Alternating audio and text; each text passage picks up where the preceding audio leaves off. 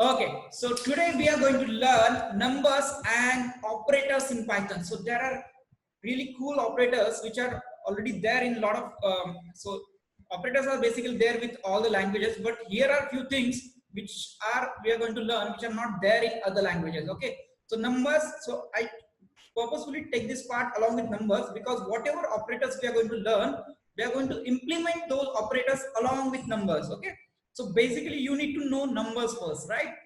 So there will be less hands-on in today's session, so it's more of understanding, it's more of how to use it.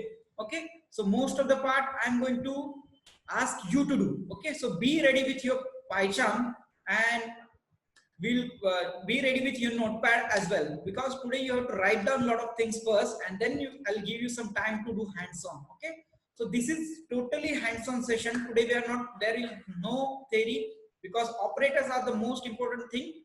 And if you miss it, or if you're not understand this thing, then going forward when we are moving towards loops and condition statement, then object oriented things, so that time it will be really difficult. Okay, so right now, just I want all of your focus over here. Okay, so let's move forward.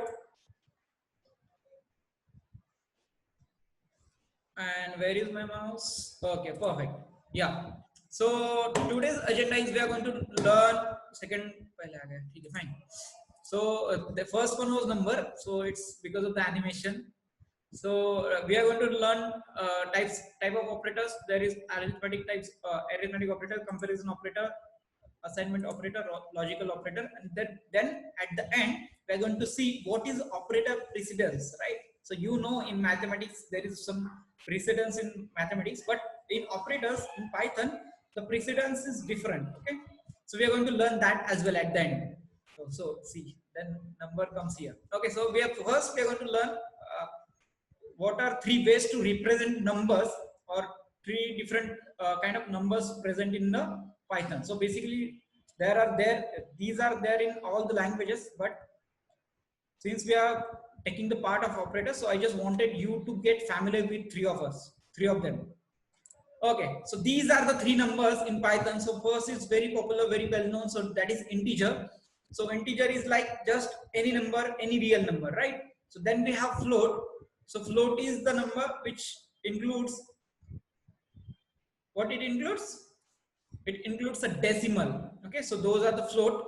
And then third type, which is very important, and that is complex numbers. So if you are going to work in data science or some kind of high-end operation, mathematical operation, so that time you need complex numbers. Okay, so see, just look at the way the representation of complex number. It's first is real number and this is imaginary number. Okay, so 3 plus 4j, so 4j is an imaginary number, so that's what it is. So it always represented like this: a real number plus imaginary number is called as complex number.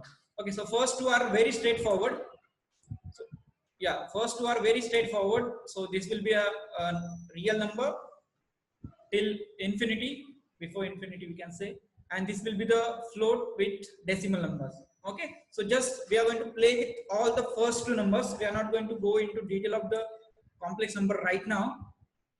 Okay, so with this let's move towards the first type of operator in Python, and that is, okay, again let's come back and see what are the operators. So I already mentioned in the first slide in today's agenda. So these are the operators that we are going to learn today. So arithmetic, comparison, assignment, and logical. Okay, so arithmetic is really very simple. So there is, you don't have to use any of your brain. So these are very simple, but there are few operators which you will be seeing for the very first time. So most of you, and I'm sure most of you are seeing few things which I'll explain. So first one is addition, which will simply add the two numbers. Second is subtraction, which will subtract one number from other.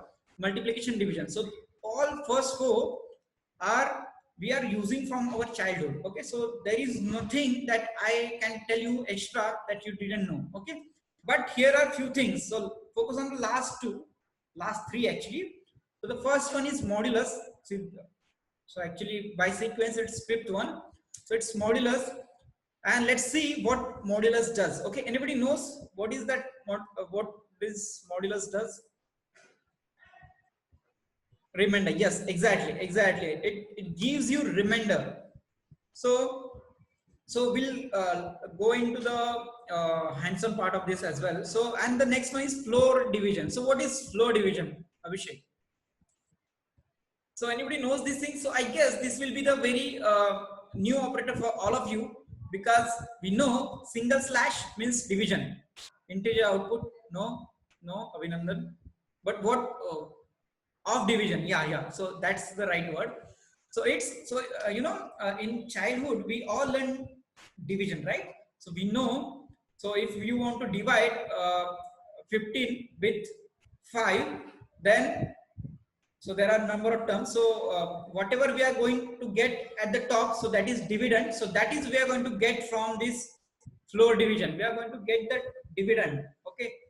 So I'll tell you how we are going to do this. And this is exponent. So what exponent does? So what exponent does? Anybody knows? Power. Yes, yes, power. Exactly, Abhinand. So you are already good in that. So let's go and do some hands-on these things. Okay, so everybody knows exponent. So I guess that this particular operator, floor division, is new for most of you. So we'll take all the examples, and by the example you will get to know what exactly it is and where to use which operator. Okay, arithmetic.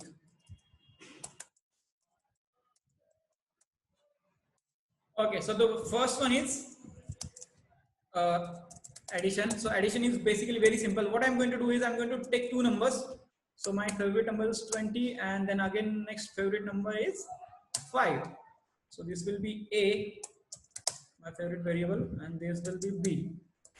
Sorry. Okay, so these two numbers, these two variables I took and I assigned a number, and we are going to play with this thing. Okay, so addition is basically means, see, let's take A, again A will not work. So let's take this number as X and Y. So I can focus on initials of every operation. Okay, so addition is basically X plus Y. Okay, now, so I'm not going to print this one actually, because printing each and everything will take a lot of time. So everybody knows addition, it means it is going to add. And then second thing is subtraction.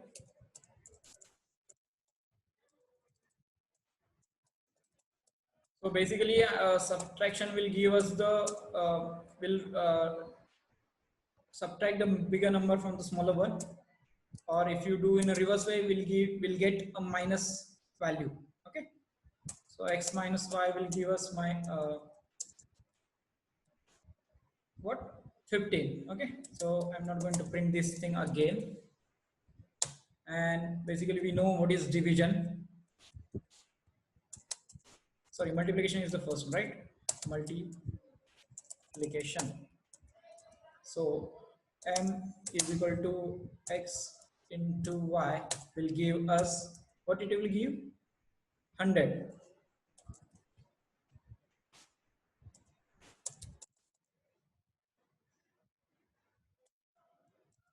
Yeah, then we have division. B is equal to X divided by Y. Now this will give us 5, but if later on we'll change the numbers. I'll show you what exactly division gives us. If it is a if division comes in what if division comes into the float value, or some, it is not a whole divisor, so that time it will give you a different value. Okay, so that's a D. Then what else, what we saw? Modulus. Okay, so modulus, again I will take it as modulus only. Variable name will be modulus, because M we use for multiplication. X modulus. Okay, sorry. So for this, what I'll do is I'll take different numbers after this division. Again, we'll take x, y, u, and v.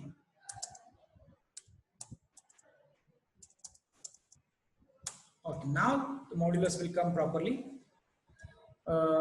Q modulo 3.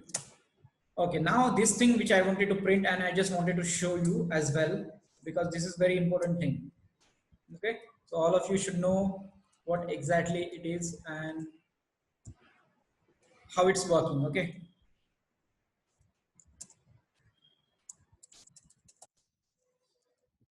print p is not copied. See, it's case sensitive. If I write a p with small letters, it will not work. Okay. Okay, so let's run this program. And okay, so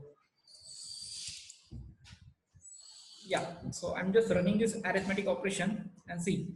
So it on the very first line it has printed 25.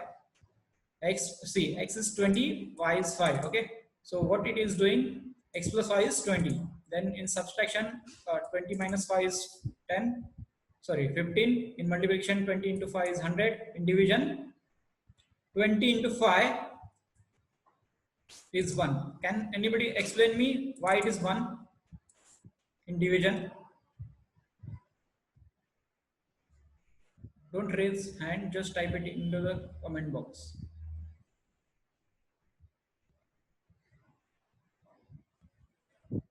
No, actually, I guess this one is of this one, so we haven't printed the D, so that's why. So that's what I thought. It should be around 4 or something. Okay, we forgot to print D. That's why it's showing like that. Okay, so let's run this program again. Yeah, so now it come as 4.0, but sometimes see when so sometimes we don't want to use this 4.0. See, so that's why I make you aware about different types of numbers which are present in the which we are going to use in the Python. See, so right now till now until this multiplication operation we were only dealing with integer values, right? So the time when we started using this division operator, we saw that output is in float. Okay, so it's 4.0. Even though it's full division, so there was no remainder, still that particular division operator is giving us 4.0. It means it's not an integer, it's a float.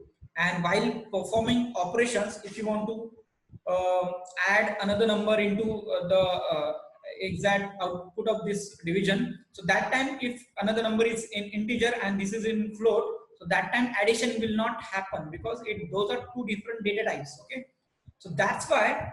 So and this modulus is basically, see, u is 25 and this is 3, so 3 3 7 21, 3 8s are 24, right? 3 8s are 24 and remainder is 1. So that's what the remainder printed over here. So this the modulus will print the remainder. Okay, and the next thing, and which is very most important thing, that is this last operator, floor division. Okay, so floor division, as Abhinandan rightly said, will give us integer dividend. Okay, so here what it did, so here when we divide x with y, we got 4.0. It means it is a float. Okay, but let's do the same with this particular x and y again, and let's see what it is giving. Okay, so if I save this, so not this, with floor, sorry, with floor division. So if I do like that, and if I print the f, then you will get a integer value. Okay, so let's check whether it is giving us a right value or not. Let me print something that will separate them out.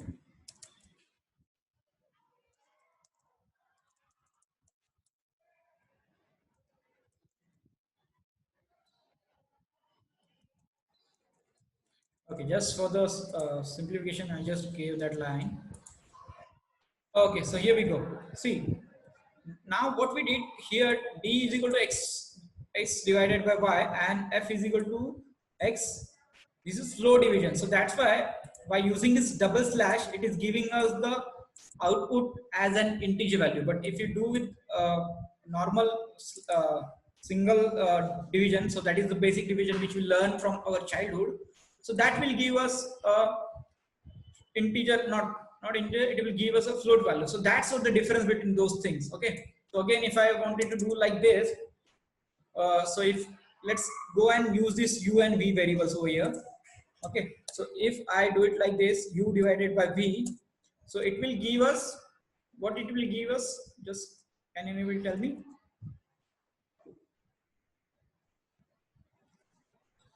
Yeah, float. Yeah, so the value will be 8.3 dot dot dot dot oh. Okay, so that's why it is not a full division, right? So it will there is some remainder, so that's why it is trying to give us the values in points, but I don't want it. See, so this particular 8.3.0 will make my calculations complicated. Okay, so every time it is not needed to go with all the decimals which we are getting. So sometimes it is needed to only take care of the the integer value, the main. So 8 is what matters for a lot of times. So that's why if you want to achieve those things, so what you can do is you can use this floor operators, and that will give us integer value, and which will be very useful for couple of operations. See, this time since I replace this single slash with double slash, we are getting an integer output. Okay, so that's what the beauty of this floor operator. So make sure this is a new thing that if you learn, so make note of it so that it will be helpful for you long time. Okay, so now the exponent is basically what exponent is. So somebody mentioned earlier that it's power, right? So power, yeah, remainder is 1. Yeah, so we are yeah, so here we are getting the remainder. Modulus will give us the remainder, and this floor function, so I forgot to mention floor division. Okay, so this particular operator is floor division operator, so that is giving us the integer value after division. Okay, so with this, let's move towards the last operator from arithmetic operators section. So that last operator is exponent. So it will give us the power of that thing. So let's not go with these bigger numbers. So let's take new numbers, and p, let's take p and q. Okay, p is equal to suppose 4, and q is equal to, let's suppose 2. Just for the simplification, we are really good at 4's power 2, 4 square. So this will be easy for understanding. Then we'll change these numbers. Okay, so what is this exponent? E is equal to p double star, its double multiplication, and q. Okay, so what it will give us? It will give us the value 4 powers 2, and that will be, what is 4 square? 4 square is 16. Okay, so this was really easy for understanding. So that's why I took this p and q. Now let's go. Anybody knows cube of 25? Okay, let's not go with the cube. Let's first go with the square of 25. Okay, so u I am taking from here. So u is 25. Okay, u is 25, and then q I'm taking from here. Q is 2. Okay, so we are going to get the square of 25. Okay, 25 is power 2. So that 25 square is 625. Yes, it's 625. And now let's go ahead and make its cube. Find out its cube. So that will again, so I don't know. So it's 15,625. So that's the cube of 25. So that's what this particular operator called as exponent operator, which will give us the power of something. So if you want to make some cool calculations like a right calculator, so that time you can use all those operators which we learned right now. Okay, so with using those operators, what you have to do is, so write down your task. So what you have to do is, So yesterday we learned how to take input from user, right? No, so you can't do that task right now. So calculator is planned much ahead once you learn those if and else loop and all those things.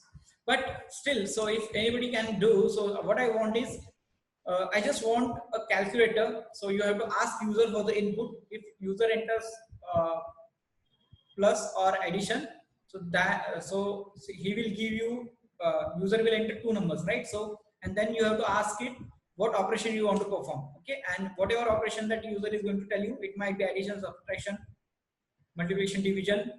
So you have to, or the square or cube, so whatever operation it will ask, so you have to do that operation. So your Python program should able to give a right output to that particular user. Okay, so that's what the actual task you are supposed to do.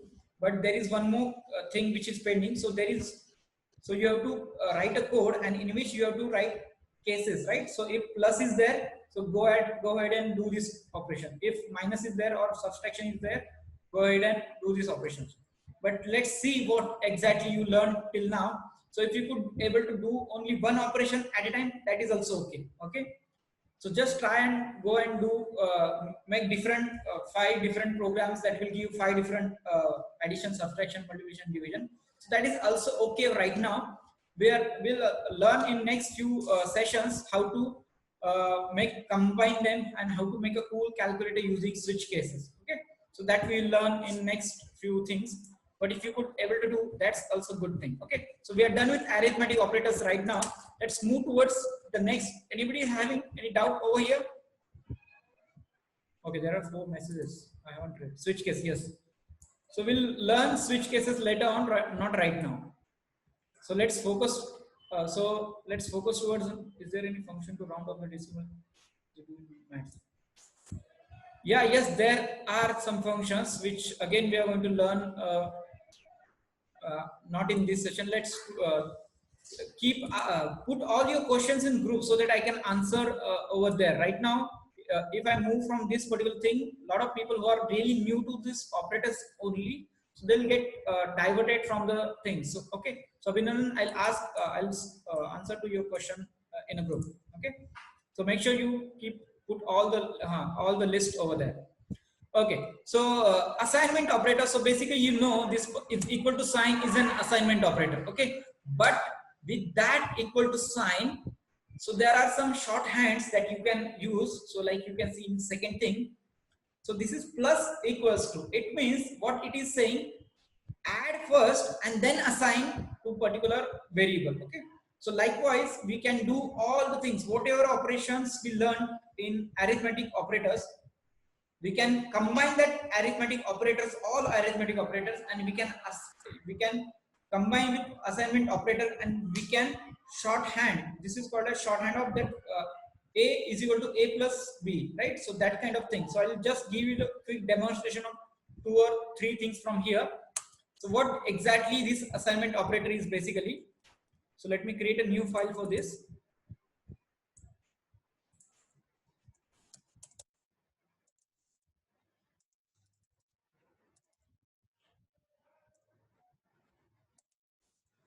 Okay, so assignment operator is basically this equals to sign. Okay, what it is giving me, a equals to 10. Assignment operator's work is to just assign a value to a variable. That's it, nothing else. So it just assigned that value to a variable. But since we learned few things in arithmetic operators, we can combine those things with this assignment operator. Okay, I guess we have used this variable in previous file. Sorry, indentation. Okay, fine. So we'll learn about this indentation as well in when we'll move towards if and else condition and all or loops. In that section, we'll learn about indentation. Okay. Yes. So this is the assignment operator that I told you. But what if I wanted to make an incremental addition into this A? So what I basically want is I want, suppose table of 10, right? 10 plus 10, 20, 10 plus 20 plus 10, 30, 30 plus 10, 40, like that. So what I have to do is I have to do something like this, right? A equals to A plus 10, right? So what it will do is it will add, so new A will become the next previous a plus this 10 value, right? So previous a was 10. Now this 10 will be here. 10 plus 10 will be 20. Now if I print 10, sorry, if I print a, it will give me 20. Okay. So let's print the previous a as well. Okay. Yeah, so I'm running this. See, so before assigning to this particular, we just did assignment in first scenario. So that time it was giving me the value of 10. Now next what I did, I just added that 10 into the previous value of a. It is giving me 20. But this is bit big operator, right? So you have to do a lot of things. But instead of this, what you can do is you can simply replace this thing with next operator that we learned, add and assign. So what it is saying is, so a is equal to plus equals to 10. It means what you do, what this operator will do is a equals to a plus 10. Now let's go and check whether it is performing the same operation which I just told you. Okay, now I'm going to print the same value. See, I'm printing the same a. So a was here, I was printing a here, I'm printing a here, and I'm printing a over here. But all the three times the value will be different. Okay, because we were adding the same variables, we are adding some values into the same variable. So in every print statement, it is giving some new values over there. Okay. See, it gives me 30. So this shorthand is working really perfectly. So if you do this kind of coding, instead of doing this lengthy work, if you replace this thing with this a plus equals to 10, and if you submit this code to somebody who is going to judge, so that will give a very nice impression on that uh, particular guy who is going to check your code. Okay, so these are some things which will help you to reduce your characters in the code. Okay, so this is really useful. So likewise, so as I told you, you can do all the operations which you are doing in arithmetic operators. So what you can do is you can do minus equals to 10 as well, which will again reduce the value from there. So let me check whether it is doing the same thing. Okay. So there are a number of applications of this thing. So if you add this particular thing into the loop, this particular thing into the loop for loop, suppose, so it will continuously print, and you have to give the endpoint as well over there. So it will give you full table of 10. Okay, so that's what it all about. Okay, so let me give you this particular thing about a minus thing, minus operator, subtraction operator. So yes, so it reduced, it subtract 10 from the a. So a's previous value was 30. Once subtract, after subtraction, it is printing 20. Now here comes your turn. Now here is the task for you. What you have to do is, we learned what we learned. We learned couple of more operators. We learned multiplication, we learned division, we learned floor division, we learned square. Okay, square means power of this thing. So what you have to do is you have to perform all the rest operations using this equals to, like I mentioned in the slide. So what you have to do is you have to do multiplication with assignment, then division with assignment, exponent with exponent and assign. So by mistake I add over here. So you have to do all the operators which you learned previously. Okay, so that's your task. So you just go ahead and implement this thing. Okay, is it okay?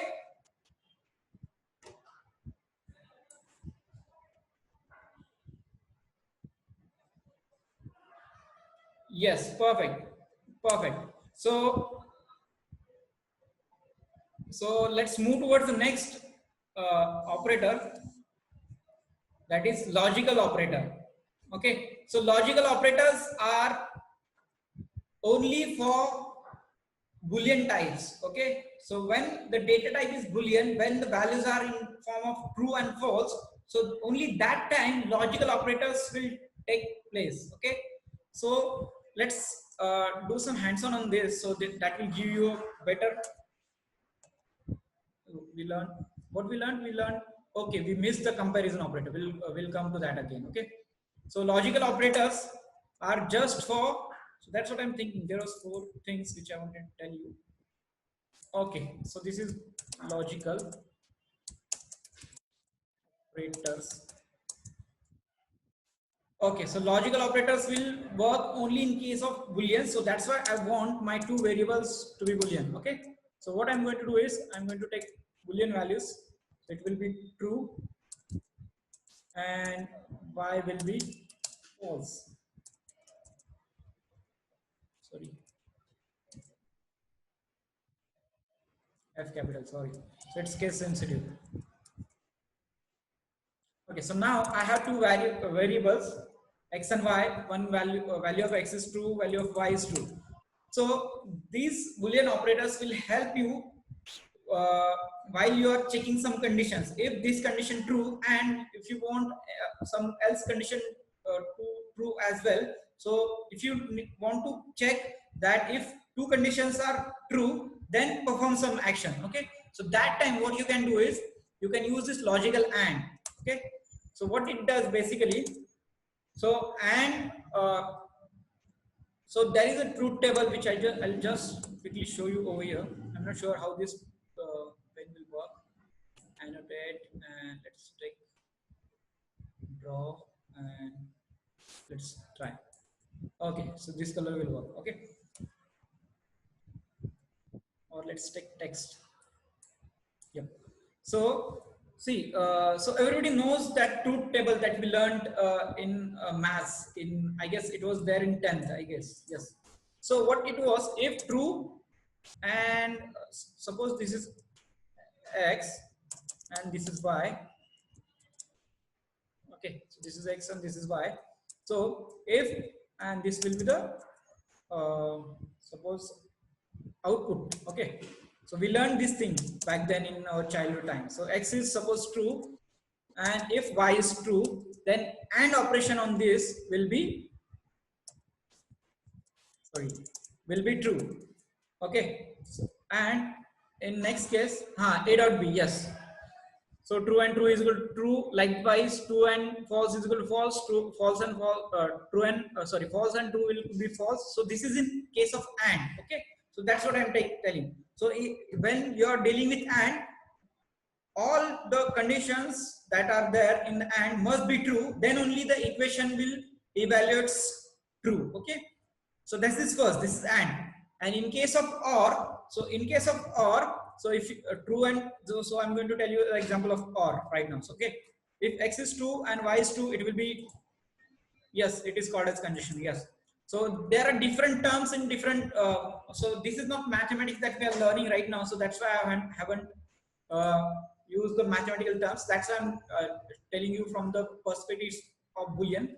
So if I'm having x as true and y as false, still in case of OR, I'll get value as true, output as true. Okay. So if I have x as false and y as true, still in case of OR, I'll get the value of output as true. Okay, and if both are false, then only OR condition will evaluate as false. Okay, so that's what that's this particular case you can use when you want to check if at least one of two conditions is true. Then you can assign that then you can execute that particular operation. So that's what the case with AND, logical AND.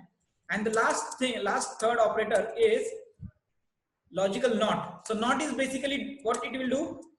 NOT will basically make true as false and false as true. Okay, so let's go and let's do some hands-on on this.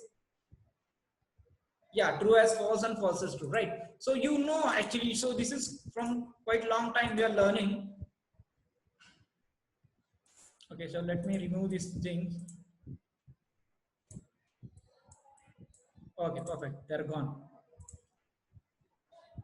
And let me close this thing. Perfect. Okay, so now how to write it in programming language. Okay, so the basic thing is, so let's take one more variable as z is equal to x and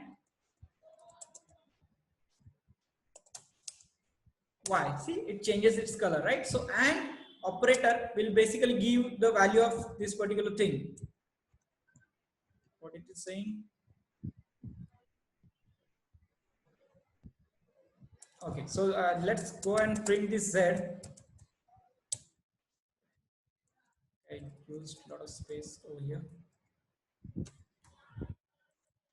Okay, so that I guess because of the space it was giving the warnings.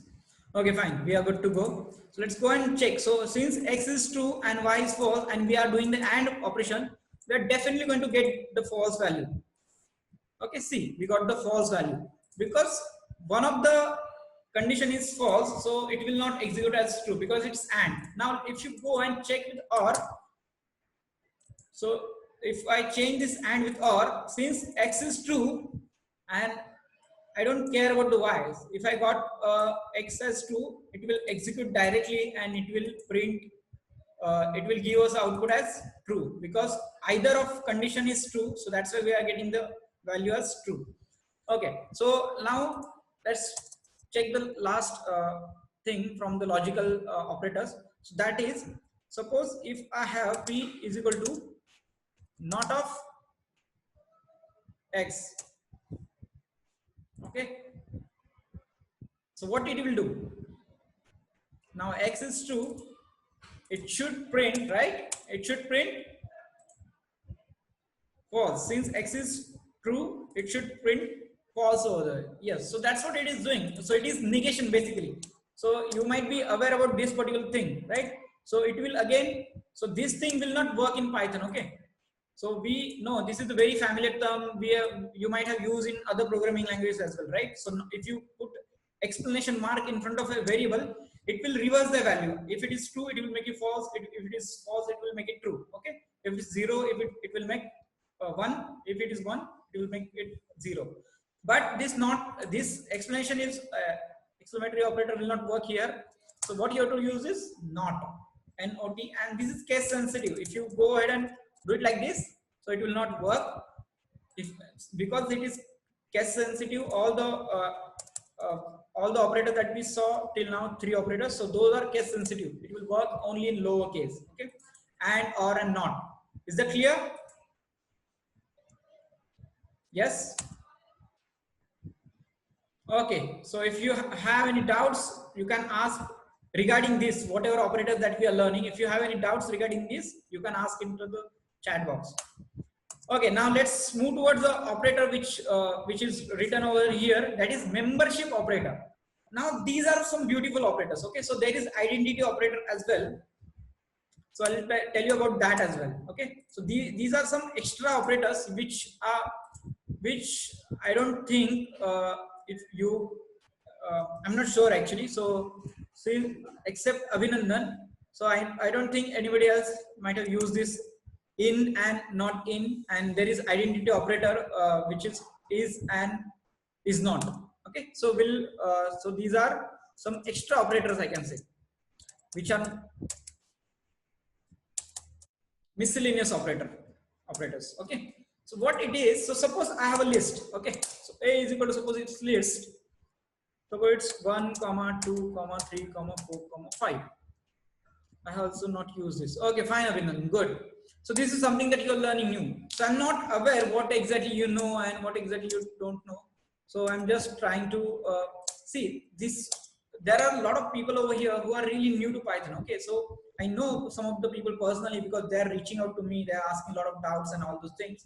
So I know from where to move forward. So if you have any high level doubt, so that's why I'm not covering here, because other people will get confused. Okay, so there are, other than you, there are 31 people over here, right? 31 or 30 students are there. So I just don't want to divert them from the current topic. Okay, so let's move towards this, and all your answer that you have, you just type it into the group and I'll answer over there. Okay, yeah, perfect. Yeah, so Abhishek is a bit happy with that. Good, Abhishek. Okay, fine. So if I wanted to check whether my number, suppose it's B and suppose it's 2, B is again 2, I just wanted to check whether my number, the number which I just took, whether it is present in my previous list. Okay, so for that, what you can do is you can use this particular thing which is called as in. So what it will do, B in A. See, again, check it out. So it is checking if my B, it means 2, is present in A. Okay, that's what it is checking, and it will give us a boolean value. If present, it will give us a true. If not present, it will give us false. See, it gave me true because B 2 is present over there. Now let's change this 2 to 20. Okay, now as you can see, 20 is not present in our above list. This right now you just consider it as array. So, but basically in Python this is list. In tomorrow's session or day after tomorrow's session, they are going to learn different types of data types in Python. So there are list, tuple, dictionary, and set. So that we are going to cover in tomorrow's session, or in tomorrow's session I'm going to complete that game. So this is quite interesting thing. Even I feel it interesting, you will also enjoy it. So in day after tomorrow session, we are going to cover all the operators. Sorry, today we covered operators. So we are going to cover all data types. So list, then all the other things which are mentioned in the content. Okay. So let's go and check this thing. Right now 20 is not there, right? So 1, 2, 3, 1, 5, I can see, and 20 is not there.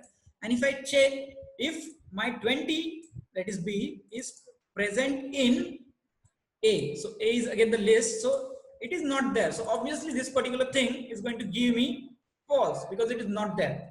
Okay. And this is the negation. Not in is the negation of this. So B is not in. That's it. So this is another. So if you want to check the negation, we just learn. So in that case, if it is not in A, then it is going to give me true value. Okay. If it is, so see, right, previously what we were doing is we were checking if B is in A. Since B is not there, it is giving me false. But if I want a true value, I don't want to play with the negation or negative value. So that time I can change this operator on it directly. Okay. So I'm going to use another operator, B not in A.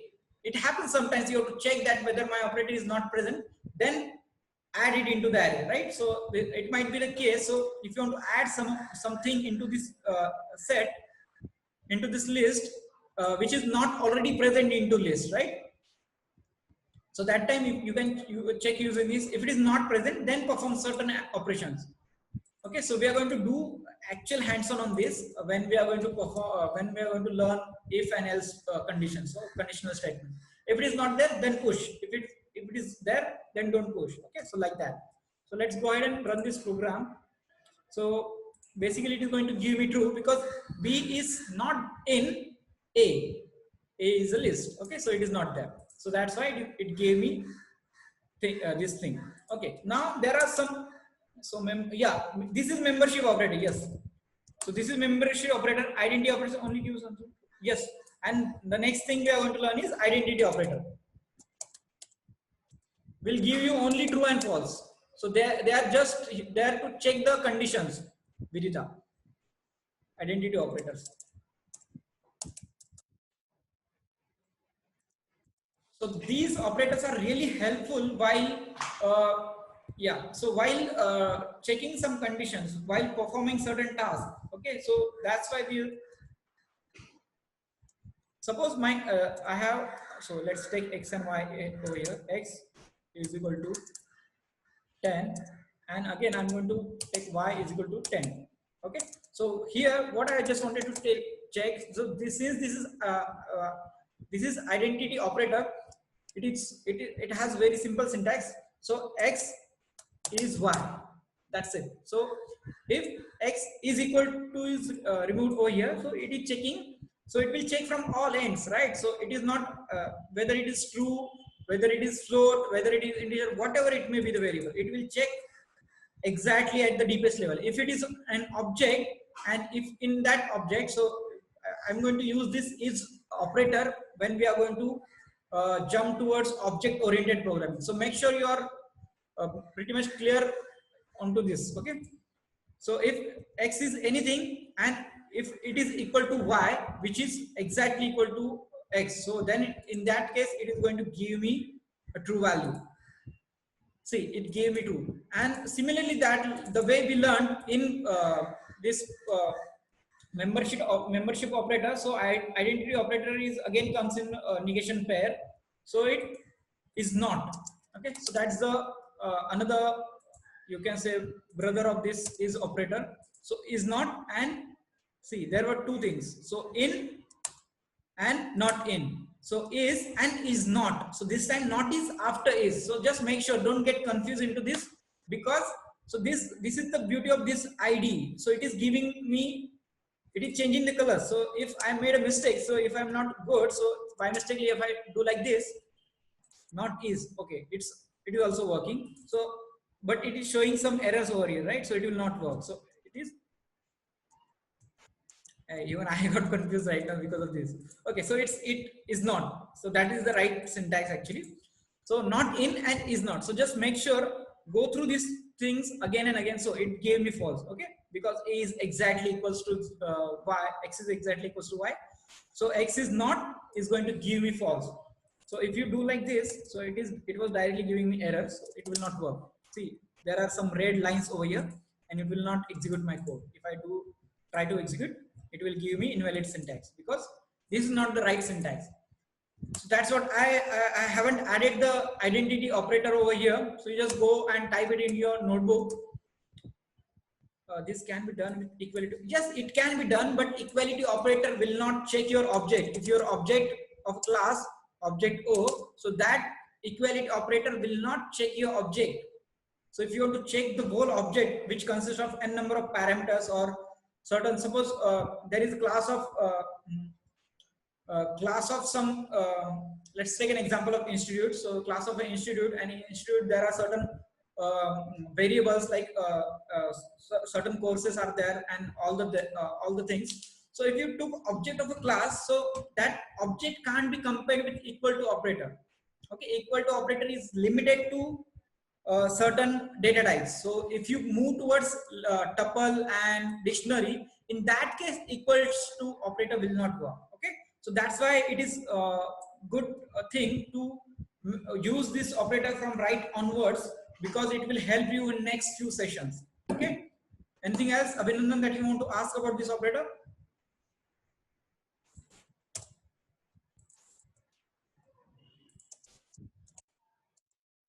No, perfect. Okay, so this is the last type of operators that we are left. So that is comparison operator. So what comparison operator does is, again, after comparison it is going to give us either it is true or false. Okay, so right now I'm not going to get into, so this is what you are asking, right, Abhinandan? Equals to a equals to b, right? So that operator will compare specific operators, sorry, specific data type like integer, float, and string. Okay, so it will not go beyond. It will not traverse the path down there. Okay, so if you have two strings, then it will compare. If you have object, then it will not compare. Equals to operator is not that capable. So that's why there is another operator called as is and is not. So that will help you out over there. Okay. Okay. Likewise, the greater than operator you can't use for string. Okay. So like that, equal to operator you can't use for objects. Okay. So I guess it is used in. I used it somewhere, right? So I'll tell you about this. Why we are going to use is and is not in next few practicals or actual hands-on that we are going to do. Okay, so these are the this is very simple. I am not going to get into detail of this thing. Equals to will give compare two things, whether it is string, integer, float, or anything. So it will just compare. Not equals to will check whether it is if it is not equal to, and greater than will check if it is greater. So greater than operator will not work with string. It will work with only integer and float, and less than again the same, less than equals to. So these are the few operators which you will be using to find out certain things or the numbers in between some range. So greater than, less than I'm talking about. Okay, if the age of the person, right? So we yesterday in the last session we took age of the person, right? So your computer was asking your age, right? So if your age is greater than or equal to 18, then only you are supposed to vote, right? So we are going to do that hands-on in when we are going to jump towards conditional statements. So that's what we are going to do. So there you need to know what is this greater than and equal to operator, right? So that's why I covered it first, and then we are going to move towards actual conditional statements. Okay, so because in if, while using if, there you have to mention some conditions, right? So if you don't know the basic operators, then how you can give the conditions? So again, that time also I have to explain this thing. So that's why I already covered this thing. Your design, your syllabus that I shared with you is designed in such a way that you will understand each and everything step by step. Okay. So this is, I did a lot of work for that. So that's why it will be really helpful. So just go with the flow, which I'm teaching you. And if you have certain questions, if you need something extra, just hold on yourself, because we are going to get a lot of different and difficult stuff in our next upcoming sessions. Okay, so this is the last thing which I wanted to tell you. So we learned assignment operator, we learned logical membership, and then identity operator as well. This is the operator precedence. Okay, we learned many operators right now. So yes, there is one thing which I haven't covered, and that is bitwise operators. Okay, so what you have to go do is, so this is again your task. I just want this input from you, your side. Go ahead and search. We learned almost, we covered everything. Just bitwise I haven't covered, and I want you guys to go and do it. Okay, and this is the precedence.